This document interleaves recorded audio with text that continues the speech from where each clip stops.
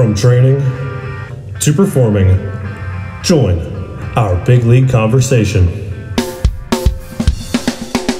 Welcome to the CSP Elite Baseball Development Podcast with your host, Eric Cressey.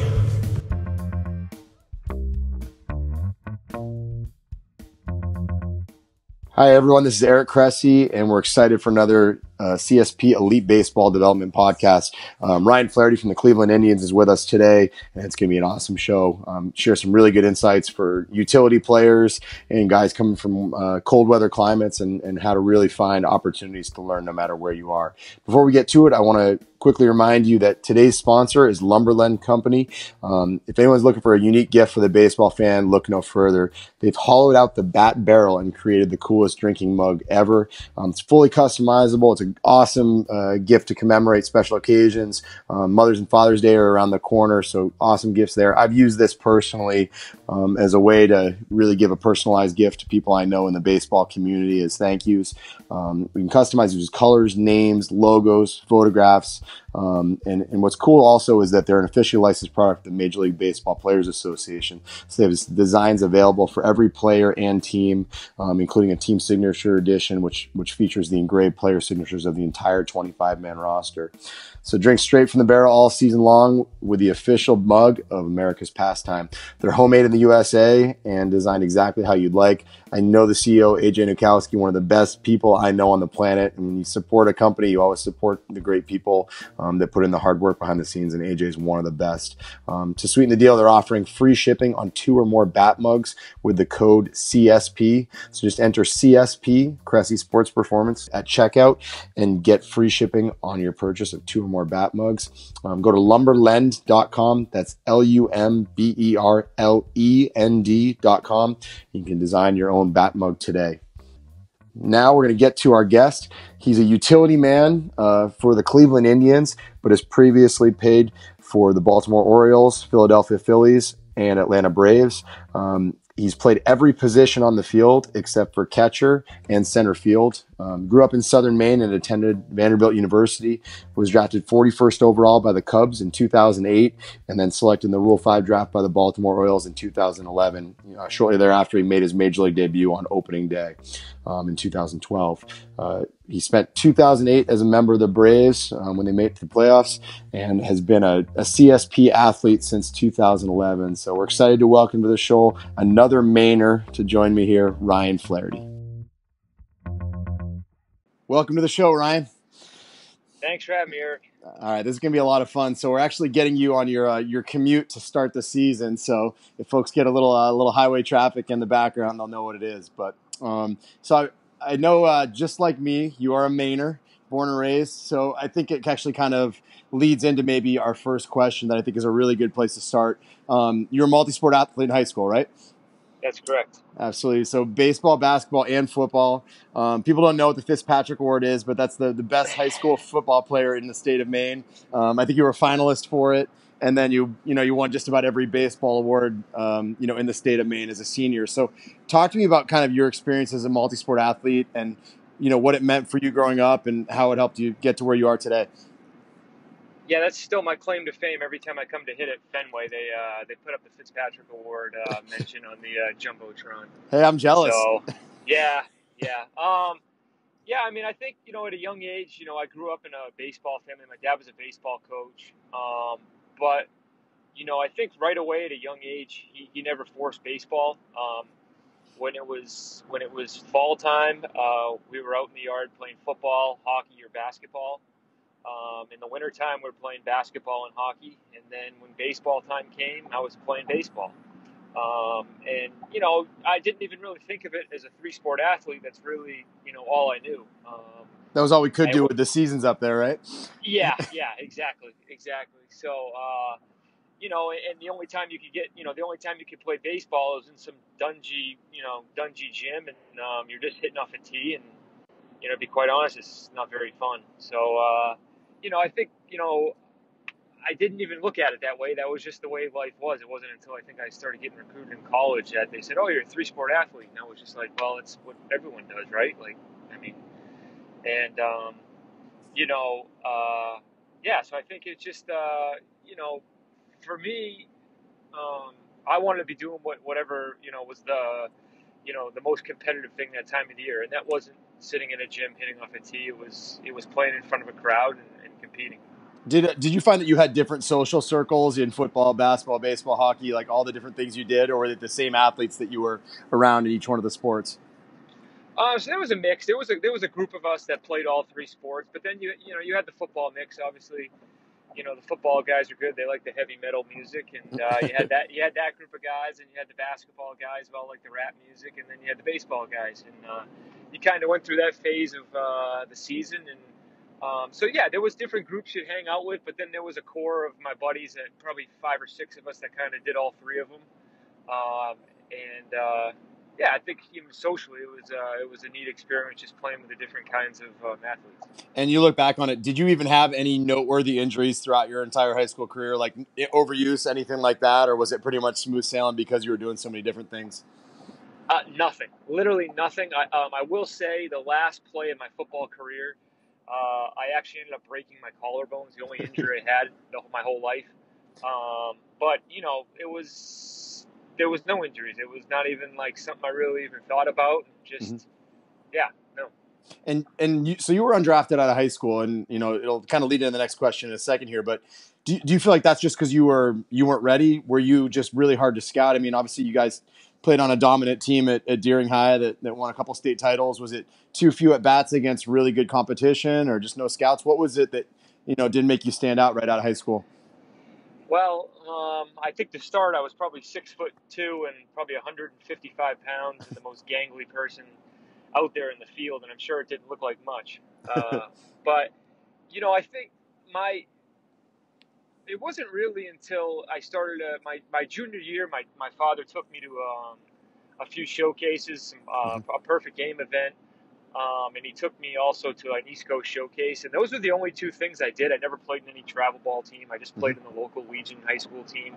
But when I went to those, I started to get a little more college interest. And that senior year, I guess, I'll never forget, there was one scout. I think it was from the Tigers, and it was a local scout. And I came to a game, and I kind of struggled in the game. But anyway, he kind of talked about there was a chance they could draft me.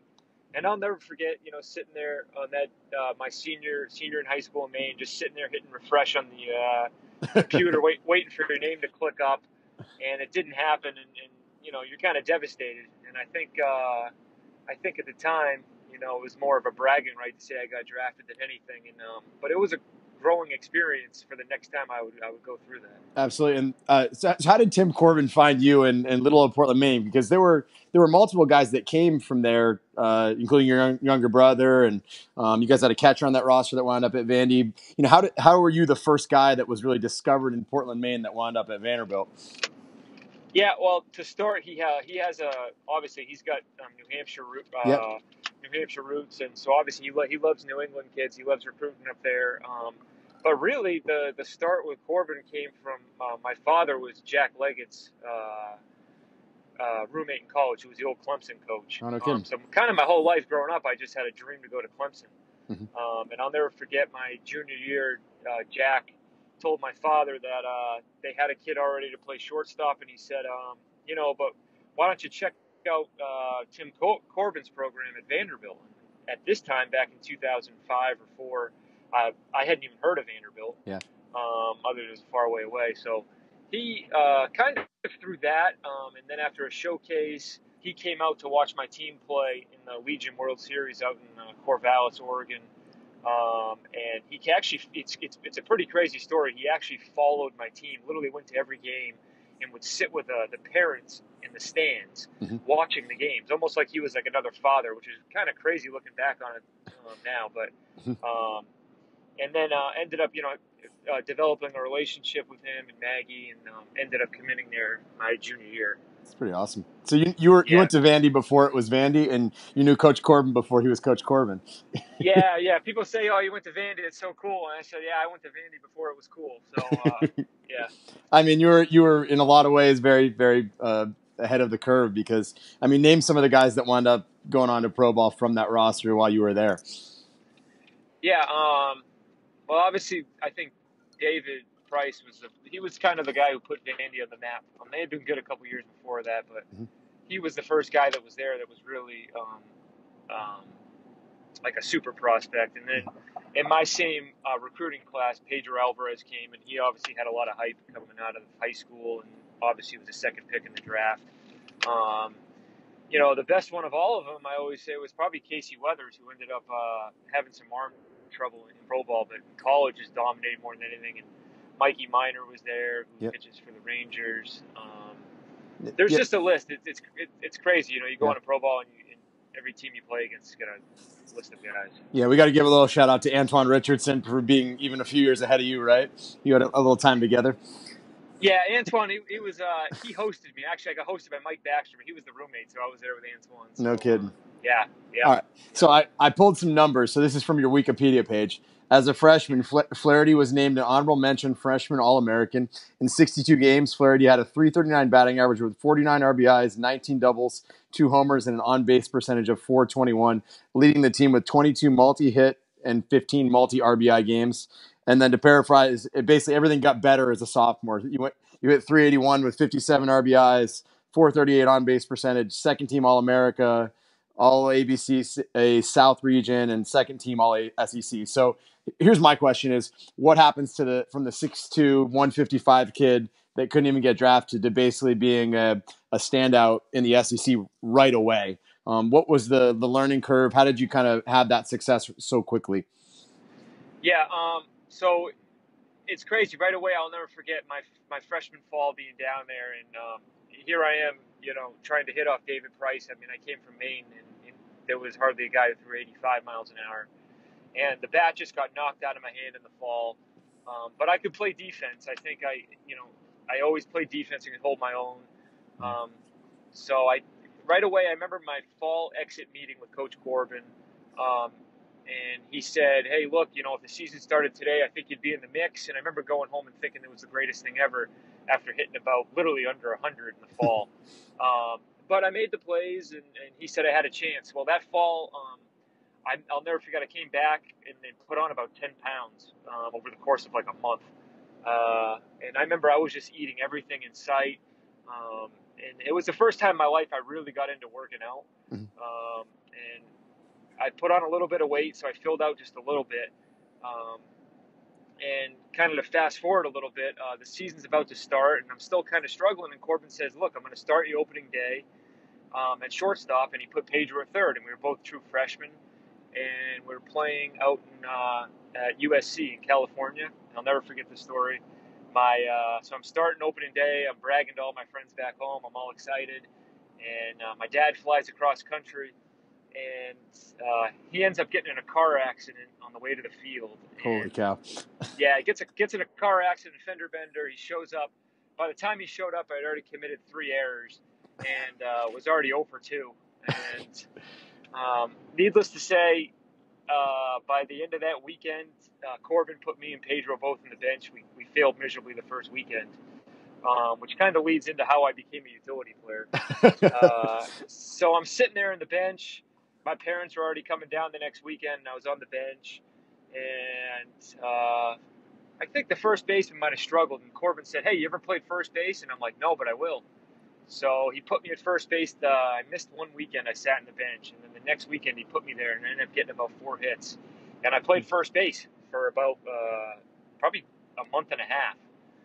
And he ended up switching me back to shortstop and whatever. But it's funny because had I not been able to go over and play first base, I may have had a different career there. No doubt. Now, had you ever even played first base, or was it just that you were most athletic guy on the field, played short for a long time, and it came naturally to you when you decided to go and try it? Yeah, well, I definitely wasn't the most athletic guy in the field still. I was still gangly and we'll call you versatile. Yeah, there you go. But no, I hadn't. It was just something that I grew up in a baseball family, so I, kind of my dad. I would always go to my dad's practice, and I'd catch throws, and I kind of just always watched and kind of paid attention during his practices. And looking back, it went a long way because I was able to go over there and do it fairly easy. Absolutely. That was actually my next question. So your dad's been coaching college baseball at USM, University of Southern Maine, for over 30 years. And I'm always intrigued at how baseball sons develop, guys who are around the game, whether it's, the Bichette boys. We trained Dante Ricciardi, JP's son. So we've had a lot of guys that have come through over the years. What was it about that experience that you think was the most important? Was it, immersion in the culture? Was it access to the expertise? Was it just getting consistent reps? Was it, playing up against players that were, way more advanced than you were when you were in high school? How did it really come about, do you think? Yes, I think it's a combo of all four of those things you just mentioned. And I just remember as a kid, like I said at the beginning, my dad never pushed baseball on me. It was never like, hey, at 3:00 we're going to go hit. It was never that. I think he exposed me to baseball, which allowed me to fall in love with the game. But it was never he forced it on me, and I always was just, any sort of time off after school, my grandfather would pick me up and drop me off at practice, and I'd just go and sit there and watch. And when I got to be about, I don't know, like probably 14 years old, I would go in the cage and I would hit live. So it was a combination of all that. And I remember sitting there at nighttime, watching baseball, my dad asking him questions on why certain things happened, and just, really through him, all those things allowed me to become a baseball player. So in your, obviously fast forwarding, you make your major league debut, and I can remember just, his interview, I think with Buck Showalter, where he just talked about, don't even look at the average line, just look at what he does from a versatility standpoint to be able to come in and play so many different positions and give you all this roster flexibility if you want to carry a lefty only specialist or something like that. So you've played every position except for center fielder and catcher, and you're like the emergency catcher on most teams that you played for as well. Let's talk about the versatility it takes to do it. So first off, how many gloves do you travel with right now in your car? How many gloves do you have? I use a glove at shortstop and second. I use a different one at third. I use one at first base, and then I have one in the outfield. So that's 4, and I also carry a catcher's glove in an emergency. So I have 5. You kind of carry 5, and I know the visiting clubhouse guys don't like it because it takes up a lot of room when they're unpacking the bags. So when all right, let's talk about just, like the actual pregame process.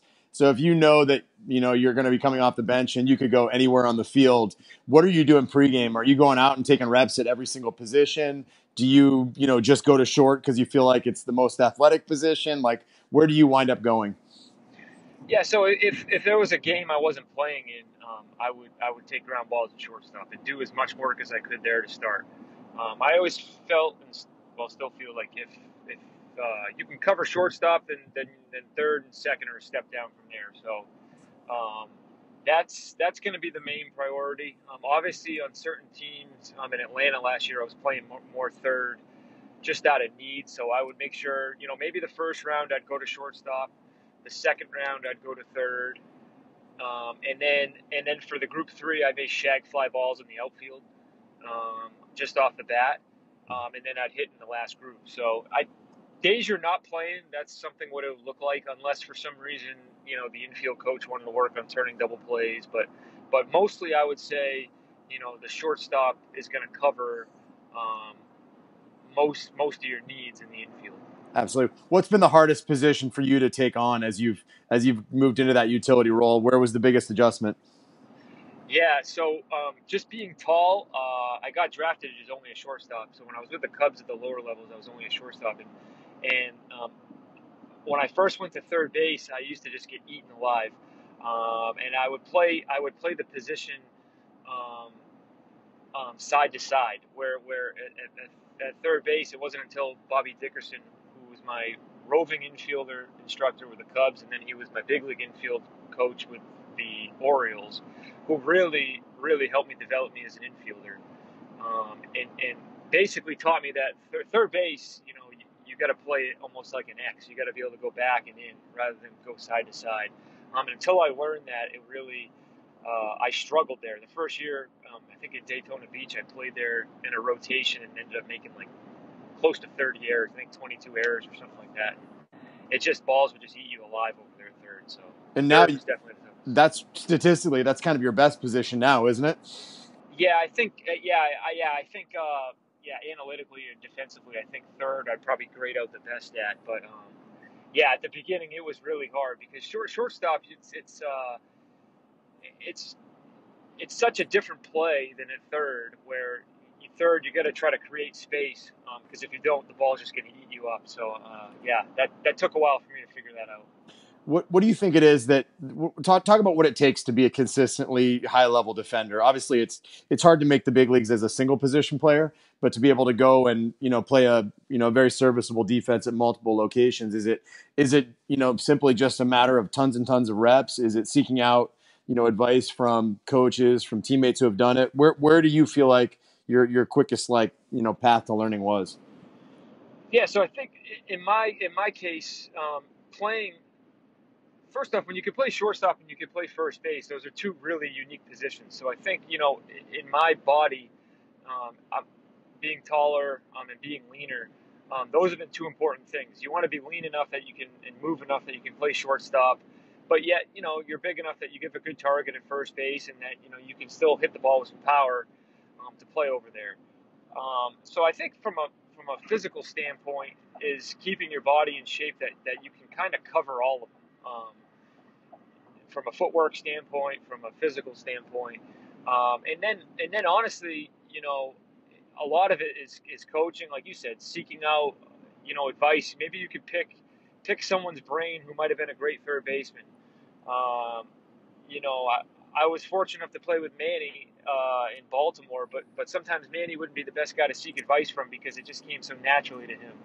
But a guy like J.J. Hardy, who maybe didn't have the physically gifted tools that Manny had, you could pick his brain on so much and learn certain things. So I think each guy that I've played with, I've tried to not only ask questions, but even just watch. I think for me, I always learn better from watching rather than someone trying to explain it to me. So that's definitely something I try to take advantage of. Do you feel like the profile body type for different positions has changed over time? As you see more and more guys who late in their career maybe moved to first base, and you saw the Rays do that with Brad Miller in the past.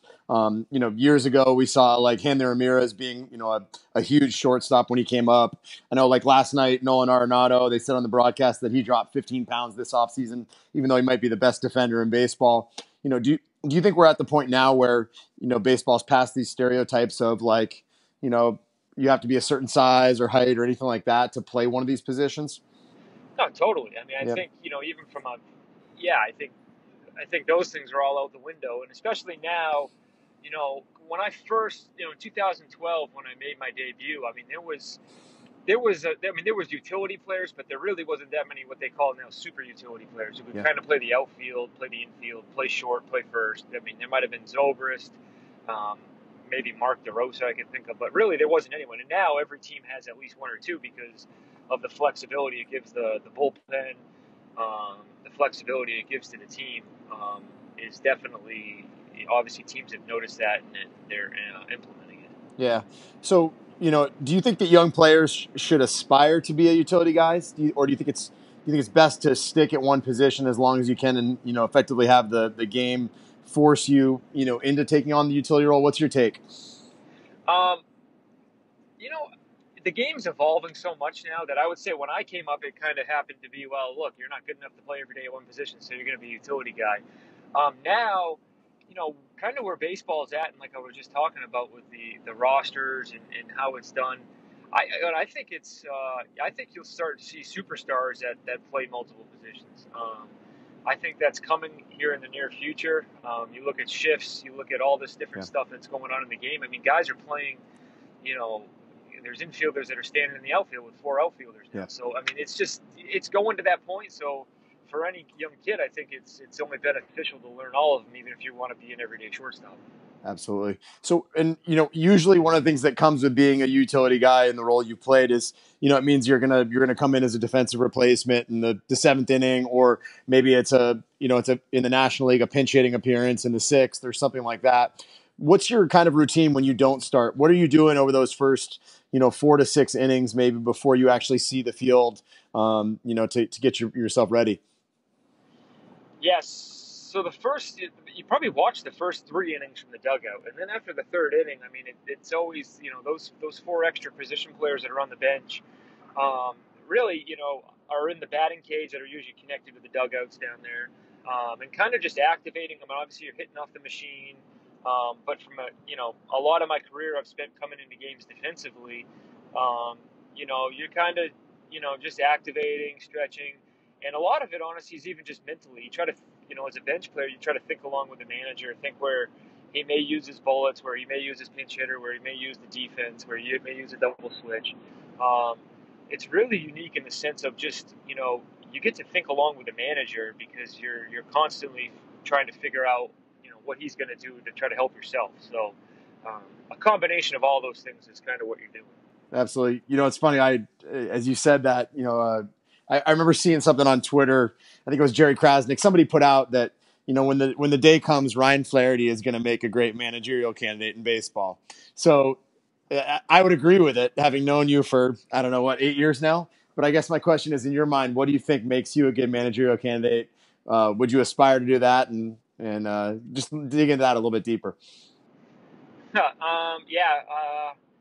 I guess when I first started playing pro ball, I would have said that there was a 0% chance I would have stayed in pro ball when I was done. But I think just, I think being around Buck for as many years as I played for him, I think, he kind of opened my eye to baseball from that standpoint, from the manager standpoint. And I grew up around my father all the time. And I think, kind of obviously from the time period between, being a kid in my house with my father to Buck, I mean, I kind of wouldn't say I didn't think I was going to do it, but being around Buck again, and then really just looking back at some of the people who have impacted my career from a coaching standpoint, whether it be Coach Corbin, Buck, my father. There's just been a lot of influences in my life that thought about, well, maybe it's something I do when I get done. But I guess we'll cross that whenever it comes time. Absolutely. So, and it kind of leads into some good following questions. And if you watch, high school baseball, right, you can see a lot of games that are won purely by coaching, just strategy, putting pressure on opposing teams with hit and runs and stealing bases and, reading bounce counts and things like that. So obviously coaches in a lot of ways can win games just by pushing fundamentals at the youngest levels. How do you see that change as time goes on? When you got to, pro ball and, you played for a guy like Showalter and even in the minor leagues, could you go back in your brain and actually see major league games that were won just kind of like in the trenches behind the scenes from just coaching decisions? Oh, absolutely. I think, and I think analytically, analytics in baseball has really just it's helped coaching and kind of reassure a lot of the things. I mean, I was on my ride here and I was listening to this Bill Belichick audiobook, and it's just interesting to see how there's certain coaches just find value at the margins, and there's definitely ways you can impact baseball games. And especially, being a bench guy for most of your career, you're like I said earlier, you're constantly thinking along with the manager. So when the game ends, not that you ever second guess the manager, but you kind of think in your head like, oh man, that was he kind of strongholded the opposing manager there, or man, like he got taken advantage of there. You're constantly thinking along with the coaches because of that. So absolutely, there's ways to be in-depth. Baseball is much more than sometimes it looks from afar. I think it's a good reminder to like a lot of the young players that are on this call that are listening, is that a lot of them expect everything to be handed to them, and you've made a lot of good points about just taking every opportunity you can, whether it's playing first base or going to your dad's practices and waiting for a 19-year-old to throw you BP when you were 15. You talk about listening in and just observing what coaches do. I think it's a good reminder that so many people miss really low-hanging fruit for development if they just show up, pay attention, and work hard. So on that side of things, building on it, there are a lot of coaches that are on this call. as well. So you've obviously been fortunate to play for, Coach Corbin at Vanderbilt. You've been, fortunate to work with Showalter, who's one of the brightest minds in kind of baseball history on that side. Obviously, you spent a lot of time around your dad. What are the things that you love about, certain coaches? What do you think are the key qualities of great coaches you've had? And then what are the things that over the years have frustrated you in one way or another that, have maybe impeded some of your development? Yeah, so I think there's a couple absolutes with the good coaches that I've had, and then outside of that, they're all very unique. I think Coach Corbin really is probably one of the best motivators I've been around in my life. Just from a standpoint of, he could take a kid and really just push him to the next level from a motivation standpoint, a work ethic standpoint, and I think moving forward from that to Showalter, I think there's a lot of people who would say, well, Buck, he didn't communicate as well, but in I would disagree with that completely in the sense of he was actually probably the best communicator. He just didn't say a lot. He didn't have to say a lot to say, I think through his actions and through his the way he had, he communicated everything that he was trying to get across. I think that's it. Communication, and when you command respect, that's another thing that I think is an absolute. When you have the respect of someone, they tend to listen, and when they don't, then that's kind of when they lose the clubhouse and stuff like that. But yeah, I think it's still unique how each individual coach has their own way of communicating, and yeah. All right, so when we start to wrap this up, we always do a lightning round. Okay. So if you could give any advice to a teenage Ryan Flaherty, what would it be? It's supposed to be lightning, huh? Have fun. Have fun. There you go. Favorite teammate of all time and why? Nick Johnson. If I didn't have him, I wouldn't have survived playing for Buck for 6 years. All right. What's the best advice you've received since you got to professional baseball?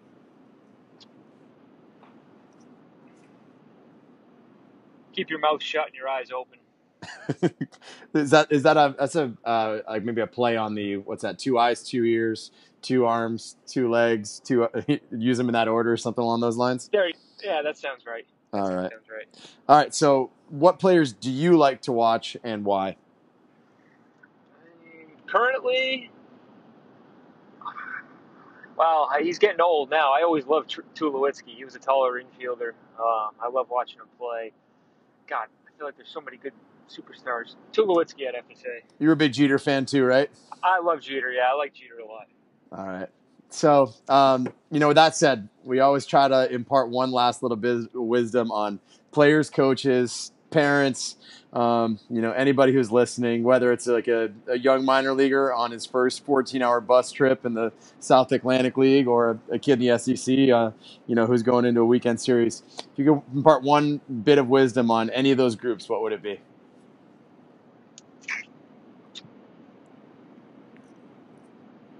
Enjoy the grind. Yeah, it sounds, it's crazy. It sounds weird, but, I think I'll never forget, you get to the big leagues and sure, it's the greatest sense or feeling of accomplishment. But, I think you look back and you say, once you've done it and you say, man, like, you end up missing, the stuff that you went through to get there. And whether it was on a bus trip from Nashville to Baton Rouge or traveling with my Legion team in the summer or, in the Northwest League and Pro Ball, you look back at that and you say, man, that was almost as fun as it was playing in the big league. So just enjoy it, I guess. I love it. Advice I'd give. Nice, man. Well, people can find more of you on social media. It's rflaherty27 on Instagram, right? That's You're a right. big social media guy. Nice. Well, I appreciate you taking the time. I appreciate you representing the great state of Maine so well and doing your thing. We've been honored to have you at CSP for so long, and it's cool that people get a little chance to take a glimpse into all the hard work that goes on behind the scenes. So thanks so much for taking the time. Thanks for having me on, Eric. I appreciate it. Thank you for joining us on this episode of the CSP Elite Baseball Development Podcast. Subscribe to continue listening to our show on iTunes, Stitcher, Spotify, or YouTube. If you like what you heard, we'd encourage you to leave a review of our show on iTunes or email us your feedback at elitebaseballpodcast@gmail.com. Again, we appreciate you tuning in, and we'll see you next time.